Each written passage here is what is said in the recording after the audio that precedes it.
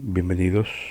El tema que tocaremos ahora es un tema que yo denomino engranaje. Tiene sus dientecitos que hacen mover una serie de piezas dentro del esquema del plan salvación.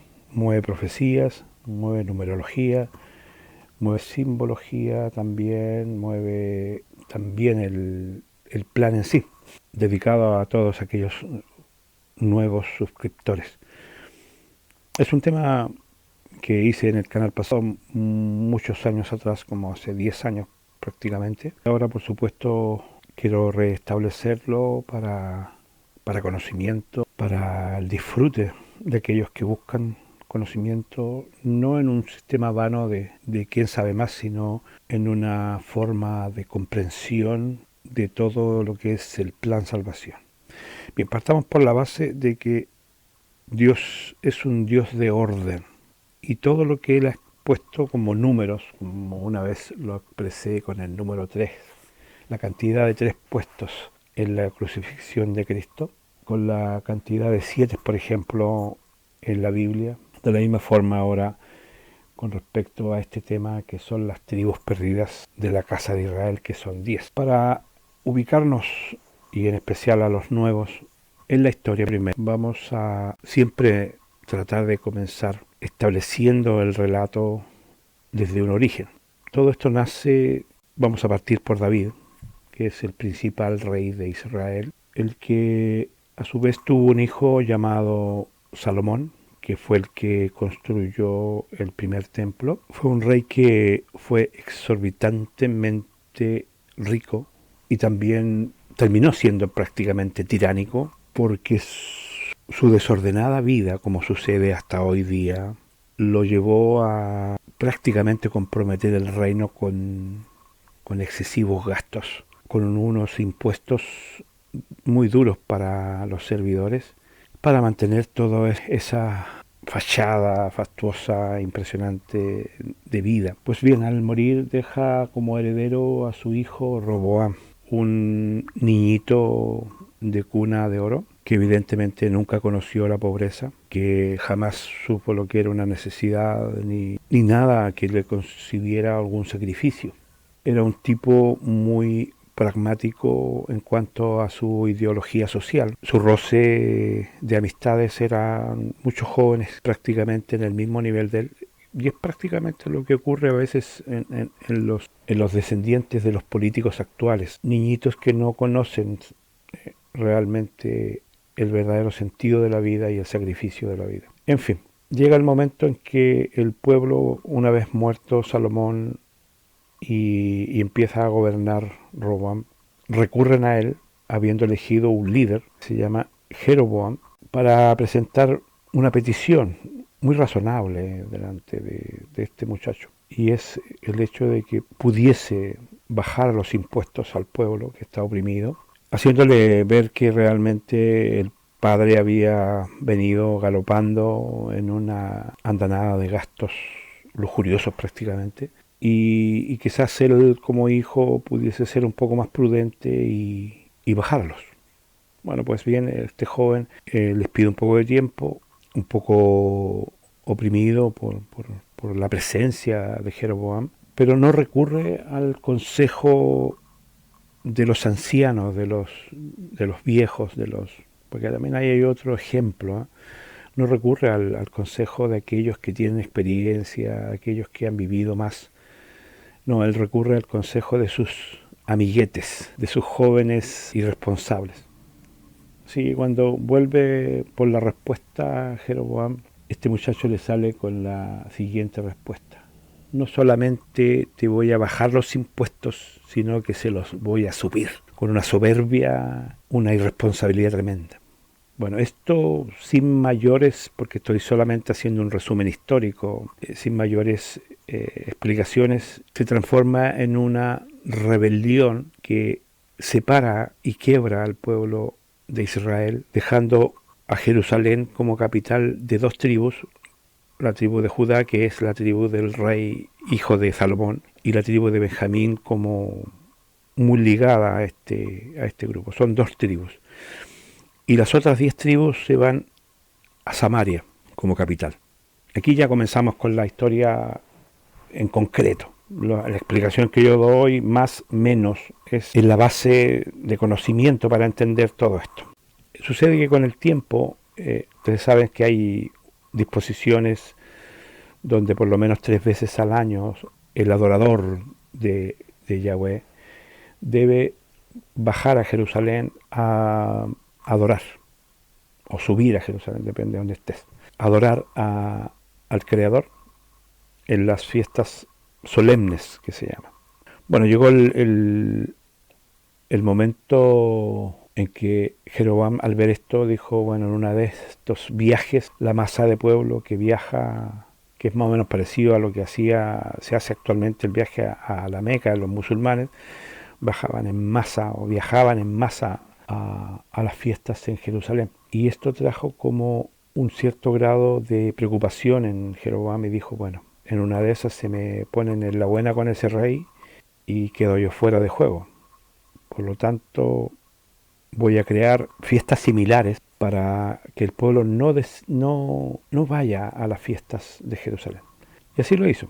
Por ahí y por allá contactó sacerdotes y empezó a hacer adoración inicialmente a Yahvé. Después ya se empezó a meter ya la reina de los cielos, que es Acera. Se empezó a meter Moloch, también Baal. Una legión de dioses extraños comenzaron a circular en ese lugar. Finalmente ya la gente no venía a Jerusalén. Por supuesto que una de las cosas también quiero dejarlas presentes para que alguien que critica la legalidad divina, en este caso los 10 mandamientos, debo ser presente que los 10 mandamientos están divididos en 2 tablas. La tabla de las 4 primeras leyes son de Dios, que es la primera tabla, y las 6 siguientes leyes son la segunda tabla, que son para el hombre. En ellas está, ¿no es cierto?, el no mentir, honrar a los padres, no adulterar, etcétera, etcétera. Y en la otra está, ¿no es cierto?, las 4 de Dios, que está dentro de ellas el día sábado. Está la idolatría, está el nombre de Dios, etcétera, etcétera. Bueno, el asunto es que, aquí voy con esto, que a Dios puede perdonar los pecados de la tabla humana. Y de hecho, posteriormente Cristo vino a cumplir la transgresión de la ley de la tabla humana, que quede claro, de la tabla humana, para salvar a los hombres de sus pecados, porque la paga del pecado es muerte. Pero para Dios la transgresión de sus mandamientos, de lo que le corresponde al sector de él, son prácticamente imperdonables. Que tengan dioses que son ridículamente falsos, porque son de madera, o son de yeso, o son de fierro, tienen piernas y no caminan, tienen ojos y no ven, tienen bocas y no hablan, tienen oídos y no oyen, y que lo cambien por él, un Dios vivo, es el único que a través de la historia ha permanecido, porque de verdad, ¿dónde están los dioses egipcios que no defendieron a su imperio? ¿Dónde están los dioses babilónicos que no defendieron a su imperio? ¿Dónde están los dioses griegos y romanos? Nada, no existen, es polvo, pero sigue siendo, y cruzaron a través del tiempo algunos de esos vestigios divinos, como la reina de los cielos, por ejemplo, que a través del tiempo con su bebé en brazos, por ahí ha resurgido Moloch, por ahí ha resurgido Baal, pero es lisa y llanamente la rebelión del pueblo, es lisa y llanamente la rebelión espiritual de la gente. Ya Dios, al ver a estas 10 tribus entregadas definitivamente a la adoración exagerada de dioses ajenos, les envía profetas, dentro de ellos los más famosos, porque la gente no sabe, por ejemplo, diferenciar a Elías de Jeremías, por ejemplo. Pues bien, Jeremías es enviado a llamar la atención a la casa de Judá, a las 2 tribus de Jerusalén. Y Elías es llamado a llamar la atención a las 10 tribus de la casa de Israel en Samaria. Esa diferencia hay que tenerla clara, porque también nos proyecta hacia el futuro. Bien, llegado el momento que ya pasamos incluso todos estos días y los profetas de Baal y Jezabel y todo eso, llega el momento en que Dios castiga a estas tribus mandando al reino de Asiria a que los lleve en esclavitud y los zarandee las naciones. En otras palabras, Israel se pierde completamente. Bueno, y nadie puede contestar esa pregunta: ¿dónde están las 10 tribus perdidas? Fueron llevadas por los asirios y nunca más aparecieron en territorio de Medio Oriente. Como acotación, estas personas, los invasores que se llevaron a estas 10 tribus, trajeron gente de diferentes partes del imperio mesopotámico y lo instalaron en Samaria. Y es ahí porque siempre fue mal visto el samaritano por los judíos, porque era una muestra indignante de la pérdida de sus hermanos. Bueno, hasta ahí, digamos, el tiempo pasó, han habido muchas intenciones de ubicar las 10 tribus, viendo señales y viendo ciertos senderos históricos por los cuales pudiésemos determinar quiénes y cuáles son las tribus. Como esto es algo espiritual, evidentemente para el ser humano y cristiano común y corriente, lisa y llanamente se perdieron. Pero nos encontramos con la sorpresa que Jesucristo encierra su misión. Eso es algo que me cuesta, no porque no lo entienda, sino que me cuesta explicarlo por la profundidad que tiene. Jesús expresa de que Él no vino a este mundo a rescatar ni a buscar en específico a todos, sino que la misión de Él era, y por eso digo que hay una simbología detrás que sería muy largo explicar, que Él venía a buscar a las tribus perdidas de la casa de Israel, a las ovejas perdidas de la casa de Israel, refiriéndose evidentemente a esas 10 tribus, lo que da a entender que Él sí, como ser divino, podía determinar dónde estaban estas personas. De hecho, la misión de ellos que Jesús expresa para sus discípulos, que son 12, que quede claro, por caminos de gentiles no vayáis, sino id a las ovejas perdidas de la casa de Israel, que son perdidas para el que está leyendo la Biblia, pero no para sus discípulos ni para Él. Interrogante, ¿qué sabían los apóstoles que nosotros no sabemos? Ahora, vamos a los números, porque siempre Dios, dije, es un Dios de orden. Sabemos que cuando llegó la creación a este mundo, llegó Dios a este mundo, estaba desordenado, dice el texto, y vacío. Y Él vino a ordenar. Y siempre Dios ha sido ordenado en todas sus actividades, y siempre le ha fascinado marcar las cosas con números, para justamente hacer un orden. Coincidentemente, veamos que hay 12 tribus, se separan 10 y quedan 10 y 2, y coincidentemente acá también Él elige a 12 discípulos y apóstoles. Y noten ustedes que a los 12, cuando Pedro pregunta qué van a recibir después de haberlo seguido, nosotros te hemos seguido, hemos estado contigo, te hemos realmente creído y hemos estado atrás de ti, ¿qué vamos a recibir a cambio? Y Él le dice, vosotros os sentaréis a juzgar en 12 tronos a las tribus de Israel, dando por sentado de que ya esas 10 tribus se recuperan y se integran a Israel. Por lo que el número 12 no es un número al azar, no es un número al azar, es un número dado para que cada discípulo y cada apóstol tenga una tribu. Si esto hubiese sido simplemente coincidencia, a la muerte de Judas quedaron 11 y habrían quedado solo 11, pero se eligió un sucesor. Sabemos que históricamente hay una separación de 10 y 2, pero si ustedes observan el libro de Hechos, solamente después de Pentecostés, donde estaban todos reunidos, existe una vinculación de los 12. Pero de pronto vemos que solamente el libro de Hechos de los apóstoles nos habla de Pedro, Juan, 2, que quede claro, 2, y de Pablo, que Pablo no es de los 12 y no es discípulo. ¿Dónde se fueron los otros 10? A cumplir con la orden que habían sido dadas. Y aquí hay ciertas cosas que uno puede aportar. Por ejemplo, Pablo hace 2 viajes a España, y sucede que España asegura tener la sepultura de Santiago, uno de los 12. Vamos a solamente hacer esa acotación.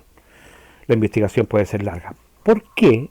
Aquí hay una simbología muy especial. Dice que la casa de Israel es sacudida, zarandeada en las naciones, y las bolitas de trigo, que son como pepitas, cayeron en diferentes partes. Para Dios no están perdidas, porque obviamente, voy a poner otro ejemplo, así como Cristo tenía claro dónde estaban, traspasa esa información a sus apóstoles, y tenemos el Apocalipsis, donde se nos habla de que los 144.000, a diferencia de otras religiones que dicen adueñarse de ese título como que los 144.000 pertenecen a su iglesia, que es una estupidez del porte de un edificio, nos muestra de que la elección de los 144.000 son 12.000 por 12.000 por 12 tribus, dando a entender que sí es evidente que Dios sabe dónde están las tribus perdidas. En el tiempo del fin estoy hablando, porque eso ya es en el tiempo del fin. Como yo dije que era un engranaje, por supuesto que lo es. Coincidentemente, las tribus fueron llevadas al norte, dicen las escrituras, y el norte de Israel, y muy al norte de Israel, está Europa. Y esto como dato que sirva, por si acaso, que es importante entender de que todo está relacionado. Aquí no hay coincidencias, por decir, tontas. Las coincidencias son intencionadas.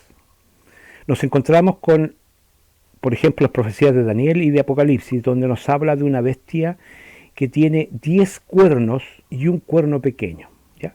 Después la interpretación dice que son 10 reinos con diademas, o sea, con coronas y un cuerno pequeño. Cuando ustedes analizan, y lo pueden googlear, o sea, aquí la cosa es perfectamente investigable. Cuando ustedes googlean las casas reales de Europa, las casas reales de Europa son 10. No hay más y no hay menos. Son 10. Coincidencia, dijimos que no es, como hay gente que le llama el dios de las coincidencias. Son 10 casas. Y haciendo la relación que dejé en Hebrada en delante. España, está malograda ahora, pero España es una casa. Es una casa real. Tiene una diadema sobre ellos. Y en esa casa está sepultado Santiago. Porque a los españoles, a cada país que iban a conquistar, le ponían Santiago. A Santiago en Cuba, Santiago en Ecuador, Santiago de Chile y muchos otros Santiagos más que hay por ahí. Y eso ya te mueve una pieza profética. Ahora, coincidentemente, estos 10 reinos están con un insertado de un cuerno pequeño que es el Vaticano. El reino pequeño ese, pero que habla grandes cosas, dice la Escritura. O sea, díganme si acaso no mueve la profecía. Ahora, dice que estos 10 reinos, en esta época final, vamos a hacer todas las comparaciones. En la imagen de Nabucodonosor, quizás me estoy metiendo, por eso digo que es un engranaje que mueve muchas piezas, pero hay una profecía que se llama la imagen de Nabucodonosor, el sueño de Nabucodonosor, donde la imagen termina su historia en los pies. En los pies dice que es parte de barro y parte de fierro fundido. Pero en los pies de las personas tenemos 10 dedos. Y cuando están esos 10 dedos, que son en parte barro y en parte hierro, se refiere que son unos débiles y otros fuertes. Claro, ustedes ven que los dedos de los pies no son todos iguales.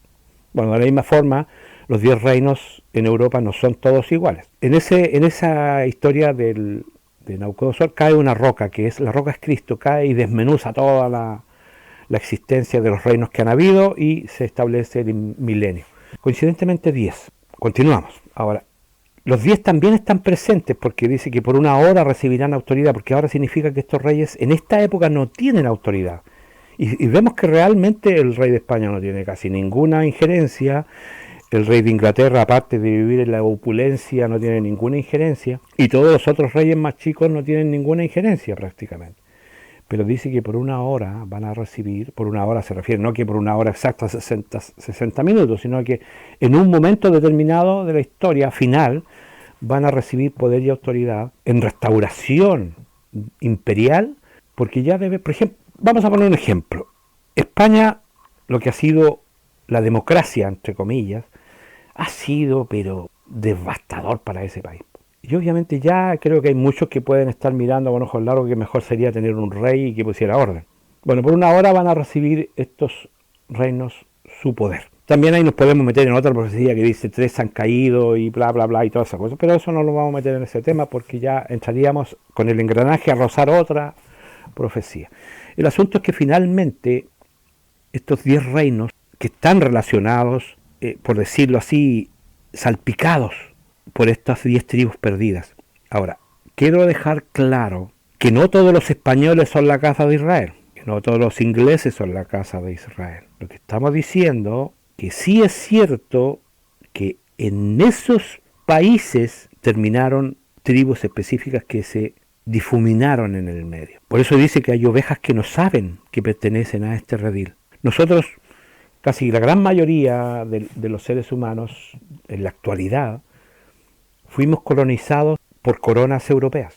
En el caso de América del Norte, los ingleses, en el caso de América del Sur, los españoles, y eso indica que de una forma u otra podemos ser parte de ese pueblo sin saberlo, porque sí hay una cosa importante que hay que diferenciar también, por eso digo que este engranaje mueve muchas piezas, y cuesta mantener la hebra central del asunto. Por ejemplo, cuando yo nombro los 144.000, pensamos que ahí está todo, son 12.000 por tribu y se acabó. No.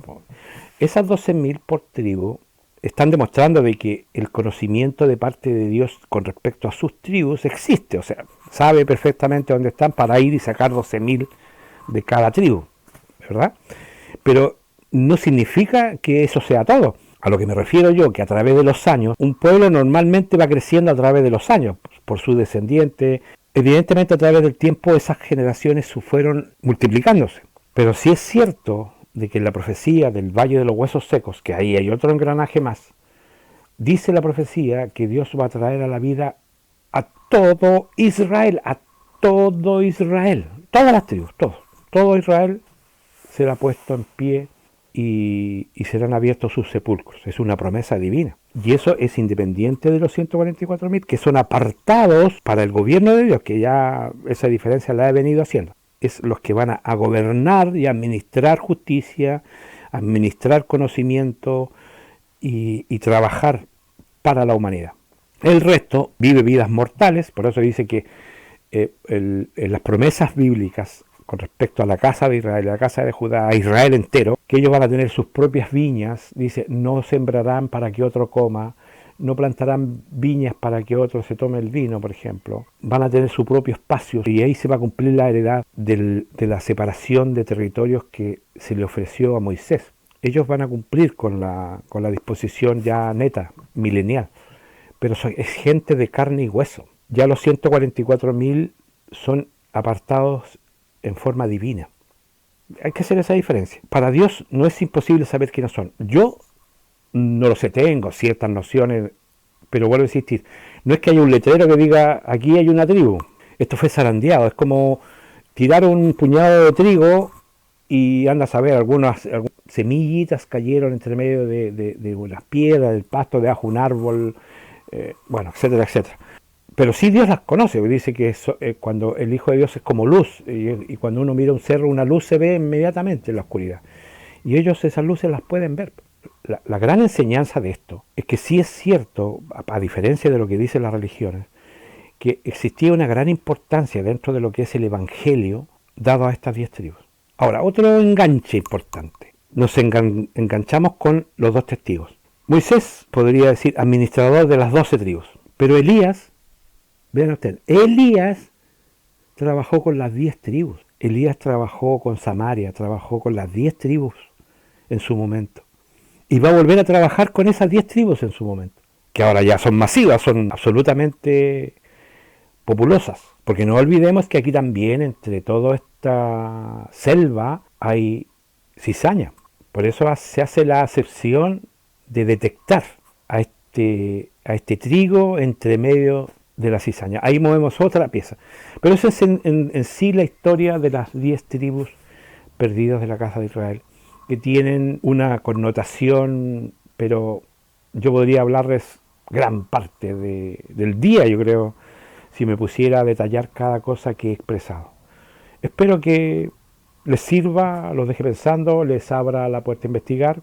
No se quemen las pestañas buscando información humana de expediciones que han hecho algunos judíos buscando a las tribus, porque no existe un lugar específico, esto es espiritual. No hay un letrero en Inglaterra que diga aquí hay una tribu, un letrero en España que diga aquí hay un... No. Esto es algo espiritual netamente. Solamente es un conocimiento divino que nosotros tenemos que tener claro. Sí nos dejó indicios con respecto a los gobernantes. Existen, por decirlo así, en los lugares donde fueron a parar.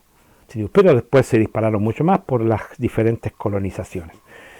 Bien, espero que Dios les bendiga y nos encontramos en la próxima ocasión, si Dios así lo quiere. Amén.